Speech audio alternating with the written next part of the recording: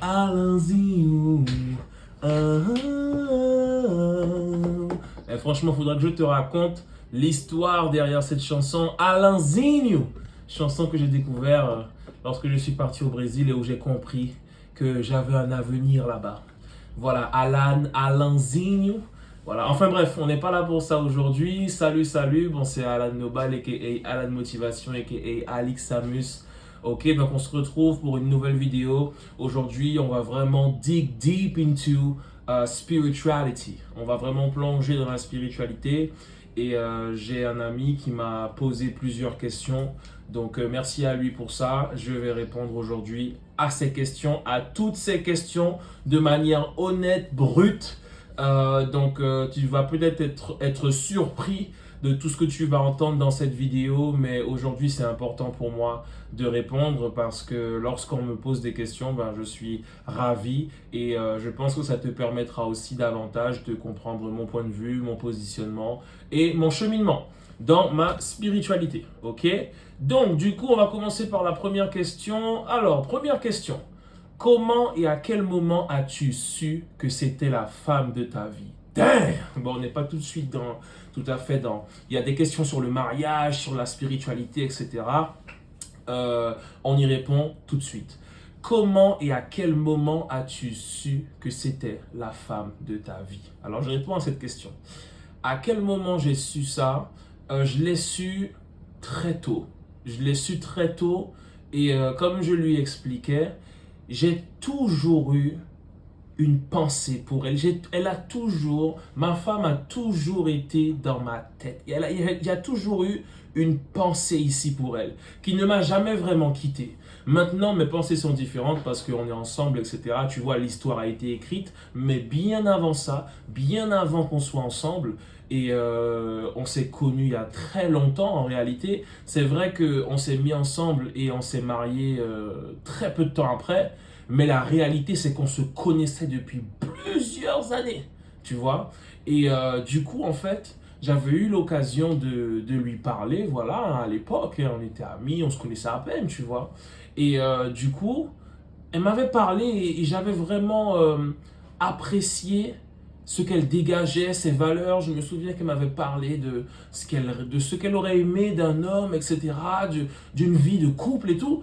Et j'étais en mode waouh, franchement, je crois que c'est ce jour-là où je me suis dit waouh, mais cette fille-là, j'avoue, elle a un truc, je sais pas, j'ai ressenti quelque chose. Et puis après, ben, le temps est passé, on s'est perdu de vue, chacun a fait sa vie, voilà. Et voilà, on a eu nos histoires, tout ce que tu veux. Mais la réalité, je sais pas comment l'expliquer, mais c'est une fille qui, elle a toujours été là, quelque part. Même si c'était dans mon inconscient, ça revenait, voilà. Mais globalement, elle a toujours été là. Et je parlais de ça avec un pote, ça remonte. On jouait aux jeux vidéo et tout, et je lui disais, ouais, tu sais, Amandine et tout, je pense que c'est la femme de ma vie, je vais faire la démarche et tout. Et je me rappelle que quand je lui disais ça, il était en mode, mais what? Tu vois, oh, comment le gars il fait pour dire ça?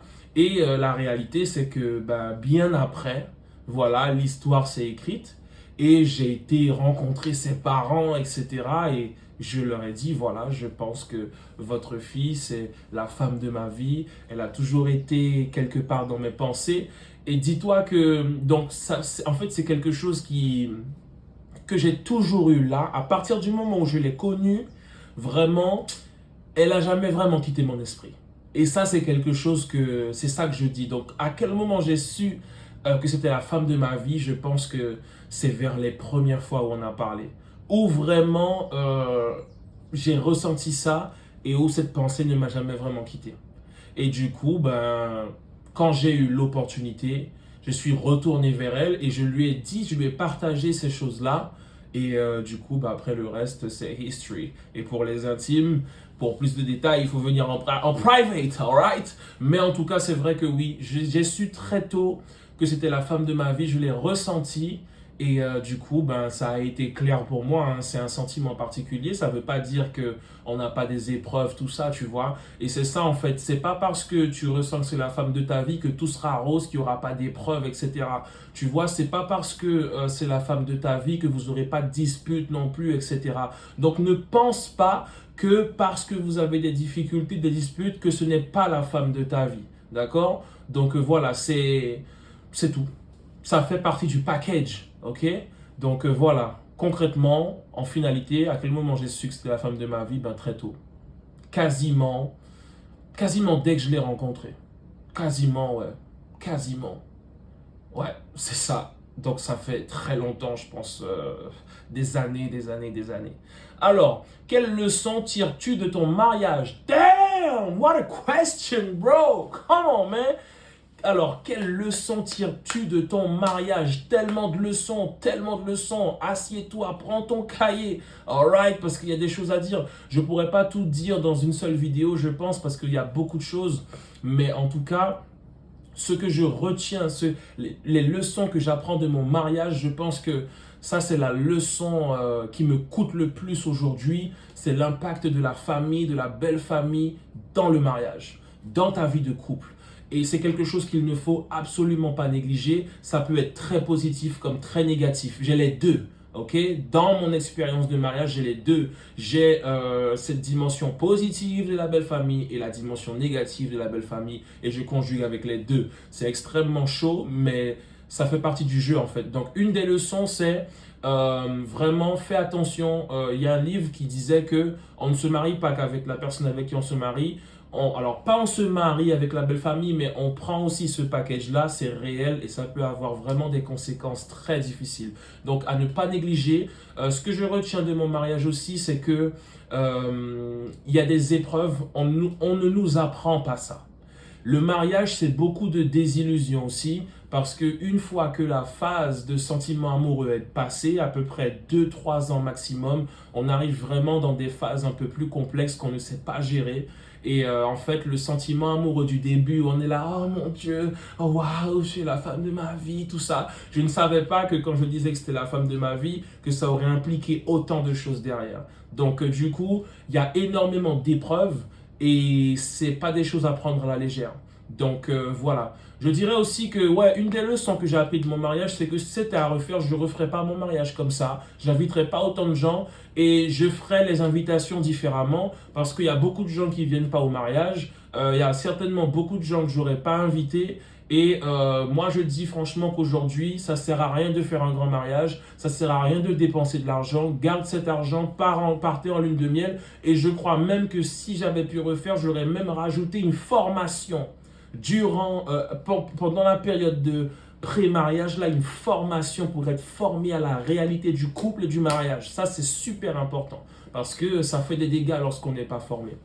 Mais ouais, carrément, j'aurais fait un système où tu prends ta place pour le mariage sur Bizouk ou un truc comme ça. Et quand tu prends ta place, ça permet de contribuer au mariage. Donc, tu n'as pas besoin de donner dans l'urne ou si tu veux donner en plus, tu le fais, mais tu payes ta place pour le mariage. Les personnes très, très, très proches ne payent pas, c'est la famille très proche. Autrement, les autres, vous payez votre place, vous contribuez, c'est une contribution, c'est même pas payer. Mais dans la réalité, quand tu vois tout l'argent que tu dépenses dans un mariage, ben en fait, ça vaut pas le coup. Très clairement, ça vaut pas le coup. Combien même c'est un beau jour. Quelle leçon je tire encore de mon mariage? Du mariage. Je sais pas, il y a tellement de choses. C'est vrai que c'est une question vaste. Mais voilà, je dirais que ouais, c'est pas aussi simple qu'on l'imagine. Et voilà, je dirais juste que le mariage, c'est pas aussi simple qu'on l'imagine. Il y a beaucoup de réalités, il peut y avoir aussi beaucoup de souffrances, beaucoup de désillusions. Les leçons aussi, parce que c'est beaucoup de leçons, je parle un peu des points entre guillemets difficiles, compliqués, mais des beaux points, c'est que c'est un bel engagement, mais à une seule condition, si tu es vraiment prêt à travailler sur toi. Et vraiment, il faut vraiment se demander pourquoi on veut se marier. Donc je remercie Dieu parce que voilà, on tient et on arrive grâce à Dieu à traverser les différentes étapes, mais ça nous coûte, c'est pas des choses faciles. Mais en gros, dis-toi bien que le mariage, c'est quelque chose qui va te challenger énormément. Donc, si tu veux te marier, commence déjà à faire un travail sur toi-même. Crois-moi, tu vas gagner énormément de temps. Et le mariage, en fait, c'est pas de la rigolade, c'est pas un jeu. Il faut vraiment prendre ça sérieusement. On se marie pas comme ça du jour au lendemain. Alors, tu vas me dire, oui, mais toi, écoute, tu t'es mis en couple là, tu t'es marié là. Oui, c'est vrai. Mais honnêtement, si j'avais dû refaire, je ne sais pas si je me serais marié aussi rapidement. Mais dans tous les cas, on gère la situation maintenant et on grandit. On a beaucoup appris de notre mariage. Mais en tout cas, moi, aujourd'hui, je ne peux pas recommander à quelqu'un de se marier comme ça, comme ça. En tout cas, le problème, je pense, c'est pas réellement le fait de se marier rapidement. C'est le fait de ne pas être prêt et d'avoir aucune idée réelle de ce qui t'attend dedans. Je pense que c'est plus ça le problème. Parce que il faut être accompagné. Et une des leçons que je garde vraiment, c'est il faut être accompagné.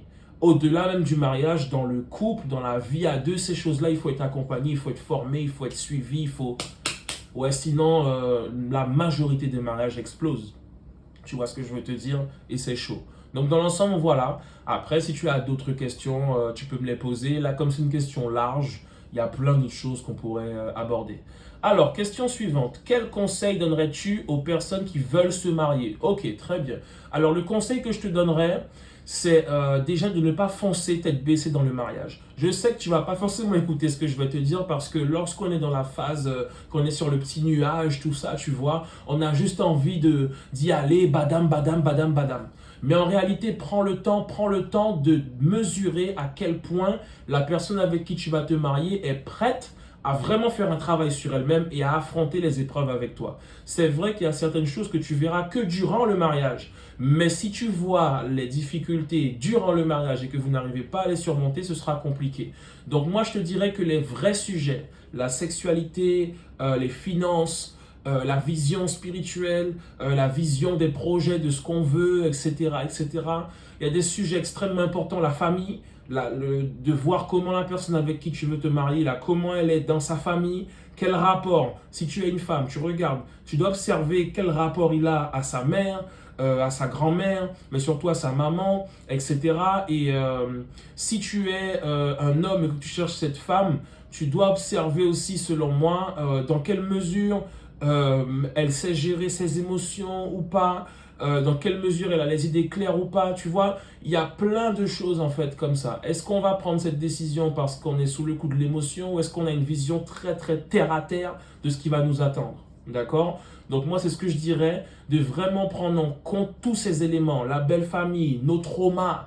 Qu'est-ce qu'on a comme trauma? Est-ce qu'on a conscience de toutes les réalités, de la fidélité, de la sexualité dans le couple, de la communication, de l'écoute, du pardon, de savoir demander pardon à sa femme, demander pardon à son mari, la dimension spirituelle, est-ce qu'on est prêt à prier ensemble, est-ce qu'on prie de nous-mêmes, est-ce qu'on médite la parole ou pas, si on est chrétien, tu vois ce que je veux te dire, toutes ces questions qui sont importantes, notre vision de l'argent, voilà, est-ce qu'on est d'accord sur ceci, sur cela, et en fait, le problème, c'est pas d'avoir des visions différentes, mais si vous avez des difficultés et des visions différentes sur plein de sujets, là, il sera bon de voir dans quelle mesure vous arrivez à trouver un équilibre. Parce que si vous ne trouvez pas l'équilibre avant le mariage, ce n'est pas pendant le mariage que vous allez le trouver. Ce sera très compliqué et ça va vous demander beaucoup d'efforts. C'est possible, mais alors ça demande d'aller chercher à l'intérieur, de prendre sur soi, de se remettre en question. Et souvent, c'est après le mariage qu'on voit un certain nombre de choses. Donc voilà ce que je dirais.